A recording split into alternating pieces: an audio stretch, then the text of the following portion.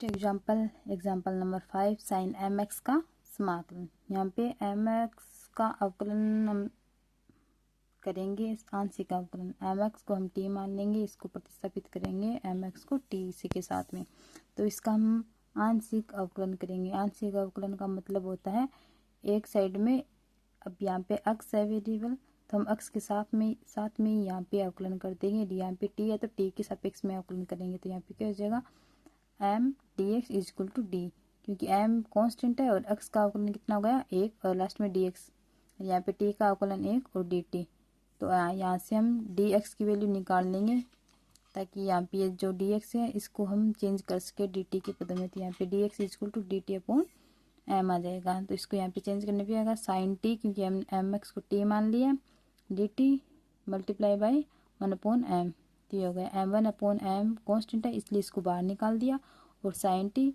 D T का समाकलन करना है। तो साइन टी का कोस समाकलन क्या होता है माइनस का कोस, तो ये माइनस यहाँ पे बाहर लिख दिया, और कोस टी प्लस सी कॉन्स्टेंट हमेशा आता है। पर यहाँ पे टी की वैल्यू क्या है एम एक्स,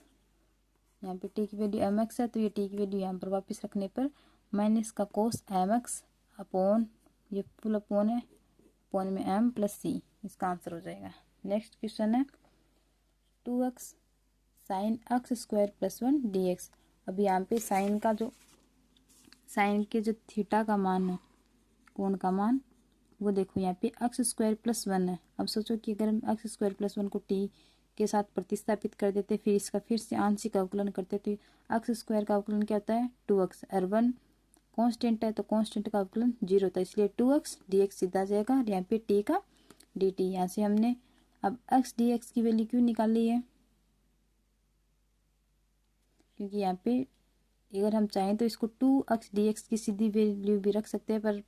ऐसा भी हो सकता है। यहाँ पे देखो 2x dx की वैल्यू क्या हो गई dt, और एक्स स्क्वायर प्लस 1 को हमने t मान लिया, तो साइन t और ये पूरा dt 2 से 2 कैंसिल हो गया, तो साइन t dt का हमें सीधा समाकलन करना है। तो साइन टी का समाकलन क्या होता है माइनस का cos t plus constant is c. यहाँ पे टी की वैल्यू क्या है एक्स स्क्वायर प्लस 1, तो हमने टी की वैल्यू यहाँ पर वापस रख दी, तो माइनस का cos x square plus 1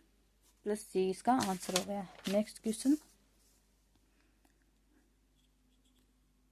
10⁴ root x plus sec square root x upon root x. यहाँ पे हम रूट एक्स कॉमन है, हमने माना कि सभी इस रूट एक्स को हमने टी से प्रतिस्थापित कर देंगे, तो रूट एक्स का अवकलन करना है। अवकलन कैसे होता है आपको पता है कि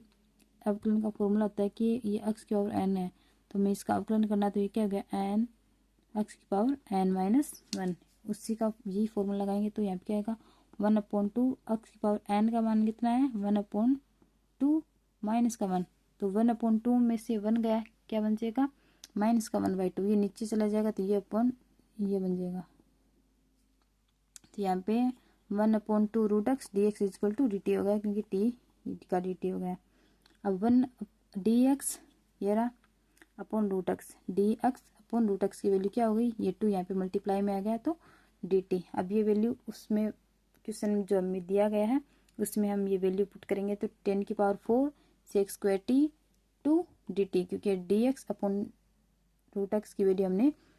2 डी टी रख दी है। अब 2 इज कांस्टेंट, इसको हमने बाहर निकाल दिया, 10⁴ T sex square t d T अभी भी बाकी है। अब फिर से देखो यहाँ पे 10⁴ और सेक्स स्क्वायर, इसको हम सिंपल वे में इजी वे में ऐसे नहीं कर सकते हैं, इसलिए हमने इसको इजी करने के लिए 10t जो है उसको u मान लिया है नया वेरिएबल, तो क्या हो जाएगा सेक्स स्क्वायर, 10 का अवकलन क्या होता है सेक्स स्क्वायर, तो sec x square t d t is equal to d u हो गया। अब 10t को क्या मानना है u, तो यहाँ पे क्या हो जाएगा u⁴ डी यू, क्योंकि sex square t d T ये पूरा का पूरा ये बन गया डी यू, तो यहाँ पे 2 पहले से कांस्टेंट था वही लिख दिया, u⁴ डी यू का समाकलन करना है, तो ये